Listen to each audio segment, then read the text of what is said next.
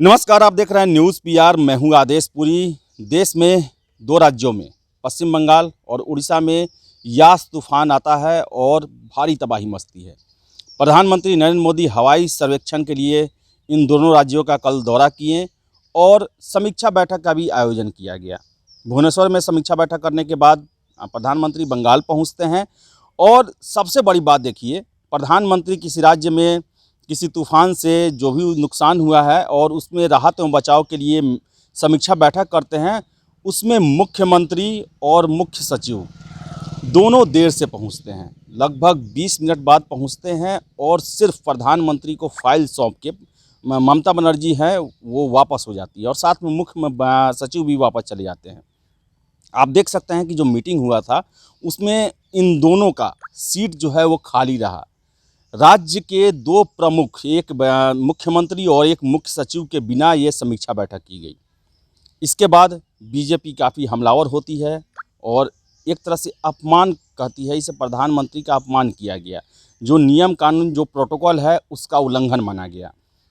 और सबसे पहले अल्पन बंदोपाध्याय जो पश्चिम बंगाल के मुख्य सचिव हैं, उनको दिल्ली तलब किया जाता है और उनका जो है सर्विस रूल के मुताबिक जो है उनको चीफ सेक्रेटरी के पद से हटा के जो है वो डीओपीटी में 31 तारीख को 10 बजे रिपोर्ट करने को कहा जाता है।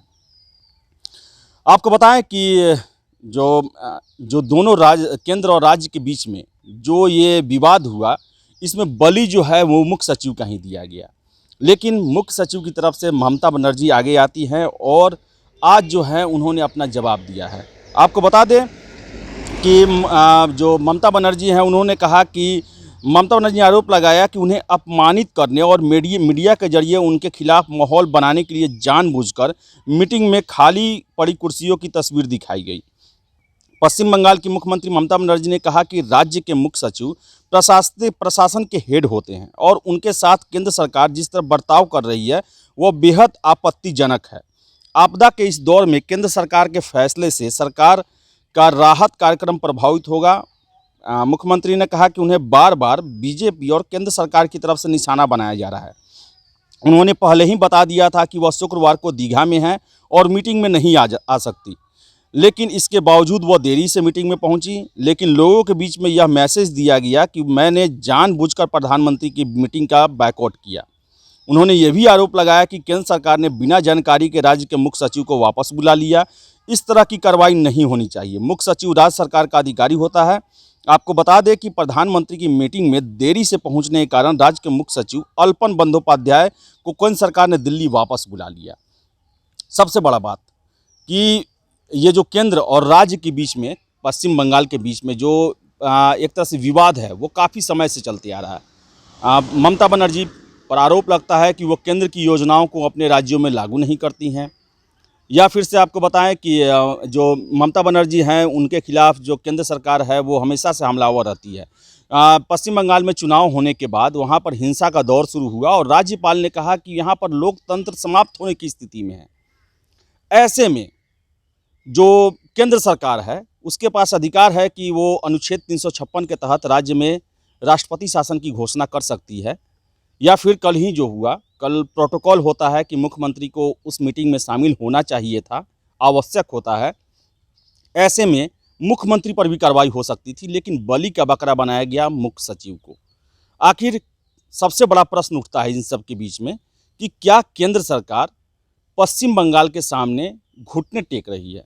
क्या केंद्र सरकार जो लगातार पश्चिम बंगाल से संवैधानिक जो भी उपबंध हैं, नियम कानून है, कायदे कानून हैं, उसका उल्लंघन हो रहा है? एक मुख्यमंत्री के द्वारा प्रधानमंत्री का हमेशा अपमान हो रहा है, प्रोटोकॉल का उल्लंघन हो रहा है, राज्य में संवैधानिक जो स्थितियां हैं वो बरकरार नहीं रह पा रही है। बावजूद इसके केंद्र सरकार चीफ सेक्रेटरी को बलि का बकरा बना रही है।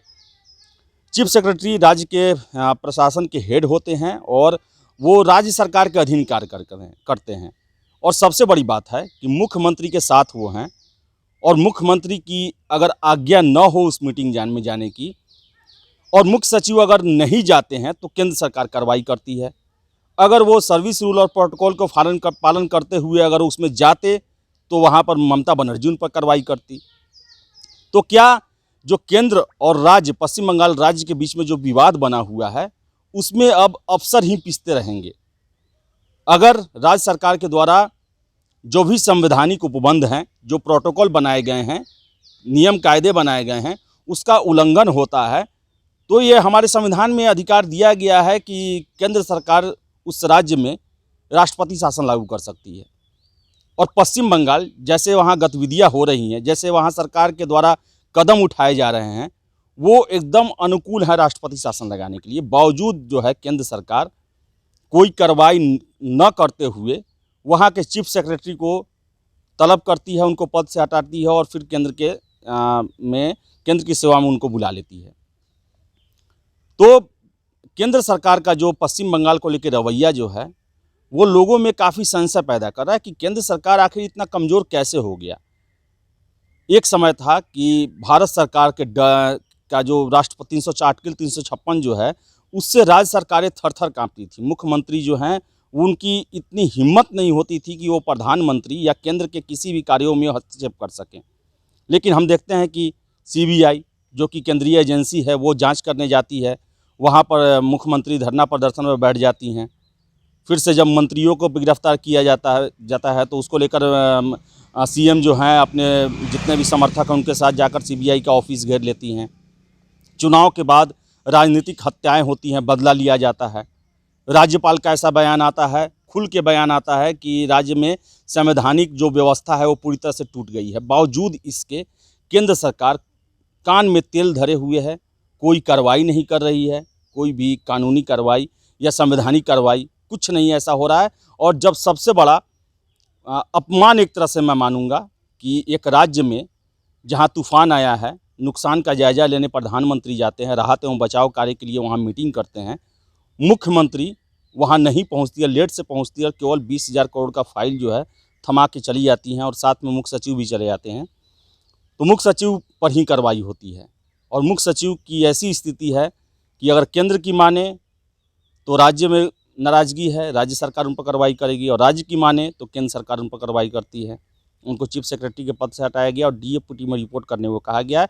और हो सकता है कि उनका जितना दिन का बचा हुआ कार्यकाल होगा, जो उनकी उम्र होगी रिटायरमेंट से पहले तक की, वो किसी सन्टिंग जहाँ पर कोई काम ना हो वैसी जगह पर उन्हें दिल्ली में बिताना पड़ेगा। तो सबसे बड़ा प्रश्न है कि क्या केंद्र सरकार इतनी कमज़ोर हो गई है कि ये राज्य सरकार लगातार संवैधानिक उपबंधों का उल्लंघन करते जा रहा है, बावजूद इसके वो कुछ नहीं कर रही, केवल अफसरों का ही बलि का बकरा बनाया जा रहा है। तो फिलहाल इस वीडियो में इतना ही। वीडियो पसंद है लाइक शेयर करें, हमारे चैनल न्यूज़ PR को सब्सक्राइब जरूर कर लें। धन्यवाद।